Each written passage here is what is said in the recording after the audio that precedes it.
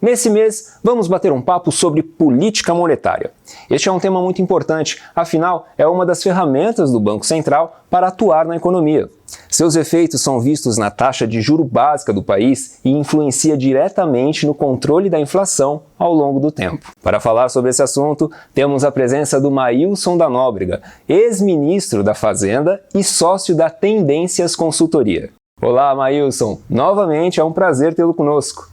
Maílson, as medidas de política monetária adotadas visam o equilíbrio da economia e são responsáveis por alterar a oferta da moeda, geralmente por meio da definição das taxas de juros. Então, como podemos simplificar e explicar ao nosso participante o que é e como funciona a política monetária brasileira?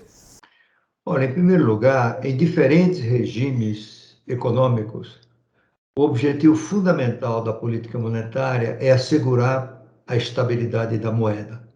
No momento atual, a partir de início dos anos 90, o regime tem sido o de metas para a inflação, que hoje é seguido por mais de 50 países. E o Brasil introduziu esse regime em 1998. Esse regime ele trabalha com instrumentos. O instrumento básico é a taxa de juros básica do Banco Central, que aqui no Brasil é chamada Selic. Né? Ela pode ser uma taxa estimulativa, isto é, naquela em que o potencial de crescimento do país não está sendo aproveitado na sua extensão. Então, existe um gap, né? um vazio entre o PIB efetivo e o PIB potencial. E nesse ponto, a taxa de juros pode ser baixa, porque a economia pode se expandir e ocupar esse espaço sem gerar pressões inflacionárias. A taxa de juros pode ser neutra, aquela em que o hiato do produto ele é razoavelmente seguro para evitar qualquer risco de pressão inflacionária. E tem o lado restritivo, em que a taxa Selic ela é restritiva porque esse ato está fechando ou já está fechado e gera pressões inflacionárias. Então, o objetivo da política monetária, neste caso, é reduzir a taxa de inflação para as proximidades da meta. Existem mecanismos operacionais para o atingimento desse objetivo. O principal, no caso do Banco Central do Brasil, é o Comitê de Política Monetária, o Copom. São as discussões nesse comitê e as suas reuniões formais que acontecem no intervalo de cada 6 semanas. São nessas reuniões que se define a taxa básica de juros, o principal instrumento da política monetária, repetindo, é a Selic. E existem mecanismos auxiliares que ajudam a coordenar as expectativas, porque uma das funções básicas do Banco Central na condução da política monetária é manter as expectativas ancoradas em torno da meta, né?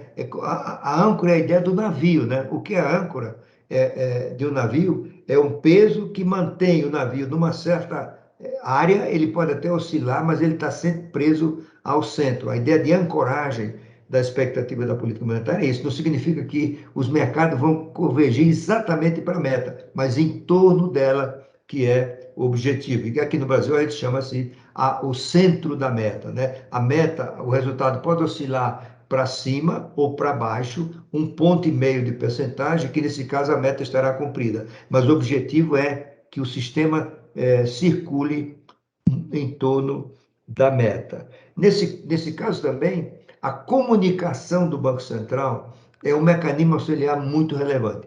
Como o Banco Central se comunica com os mercados, como ele emite suas mensagens, como ele influencia a formação de confiança de que a política monetária está no rumo certo em qualquer dos seus objetivos, né? Seja de ser estimulativa, neutra ou restritiva.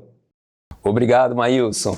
E agora que já temos um panorama geral sobre o assunto, pode nos dizer o quanto a política monetária impacta os investimentos dos nossos participantes?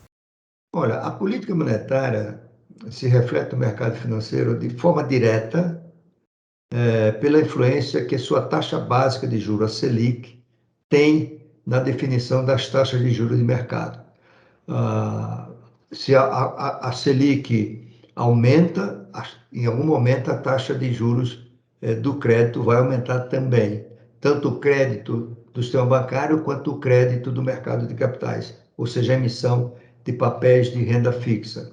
E de forma indireta, como a política monetária gera confiança nos mercados, de que ela está no rumo certo, que ela é consistente com o objetivo de manter a estabilidade, né? Quando essa confiança começa a ser perdida, a política monetária começa a influenciar um outro componente, que é a taxa de câmbio, ou por fuga de capital, ou por deterioração dos cenários futuros, e isso termina gerando, pela variação da taxa de câmbio, pressões inflacionárias que dificultam o cumprimento da meta de inflação pelo Banco Central.